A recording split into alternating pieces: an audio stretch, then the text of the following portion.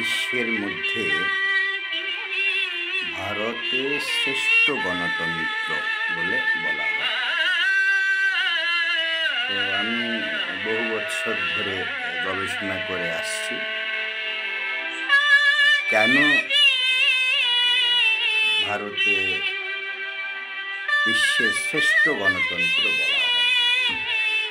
তার মধ্যে negative positive দুটো দিকই আমি গবেষণা করে যাচ্ছি।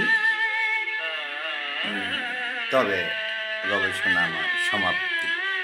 কেন সমাপ্তি সেটা বলছি।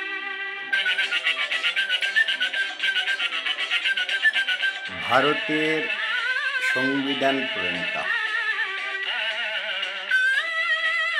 যিনি বিশ্ববন্দিত, যিনি পরাধীন ভারতের লেবার মিনিস্টার ছিলেন, তৎকালীন পৃথিবীর 6 জন পণ্ডিতের একজন,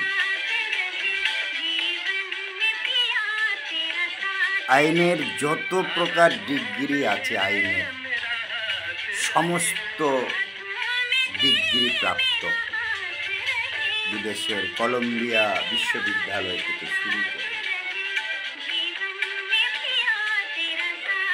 যেই মহান পণ্ডিত এবং সাথে সাথে চিরসংগ্রামী যে ব্যক্তিত্বকে ভারতে জীবদ্দশায় ভারতরত্ন উপাধিতে ভূষিত করবার কথা ছিল,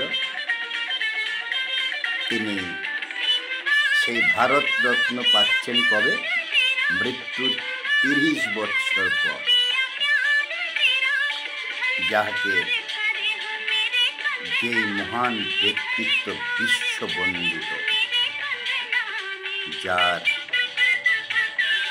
জ্ঞানকে স্বীকৃতি দিয়েছে রাষ্ট্রপুঞ্জ, তার জন্মদিন 14 এপ্রিল বিশ্ব জ্ঞানী দিবস হিসাবে পালন করা হয়।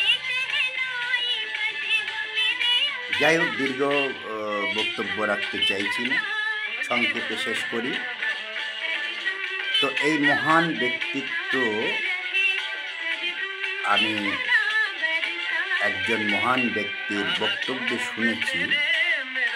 দেশ স্বাধীন হবার পরে জওহরলাল নেহেরুকে, অর্থাৎ ডক্টর ভীমরাও আম্বেদকর বলেছিলেন, তুমি আমাকে একটা ভারতের মধ্যে কোন একটা ছোট্ট জায়গা দাও, যেখানে আমি আমার দলিত সম্প্রদায়কে, দলিত শব্দ তখনও চালু হয়নি, দলিত শব্দটি এসছে মায়াবতীর থেকে, তো তখন নিম্নবর্গদের নিয়ে আমি একটা আলাদা দেশ করব, তোমাদের কোনো ছোঁয়া লাগবে না।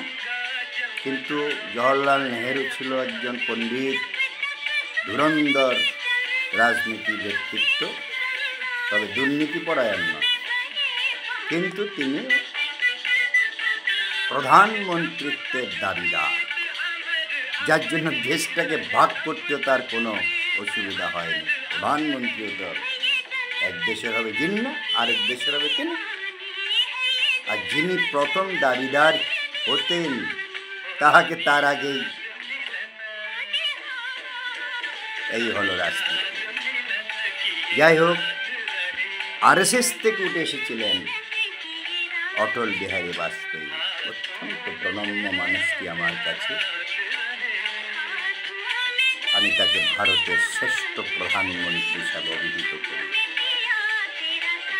যিনি বলেছিলেন তার রাজনৈতিক দলের একজন মুখ্যমন্ত্রীকে বলতে পেরেছিলেন, রাজধর্ম পালন করো। যাই হোক, গবেষণা বলেছি প্রথমেই নেগেটিভ পজিটিভ দিক দিয়ে আমি গবেষণা করছিলাম। সর্বশেষ আমার গবেষণা শেষ করে দিলাম আমি যেদিন ভারতের সর্বোচ্চ ন্যায়ালয়ের প্রধান বিচারপতির দিকে জুতা ছড়েও সেই মানুষটি নির্বিবাদে বলতে পারে, আমি ঠিক করেছি, আমি ক্ষমা চাইব না। সেদিন আমার গবেষণা শেষ করে দিলাম, তাহলে ইহাই হলো বিশ্বের শ্রেষ্ঠ।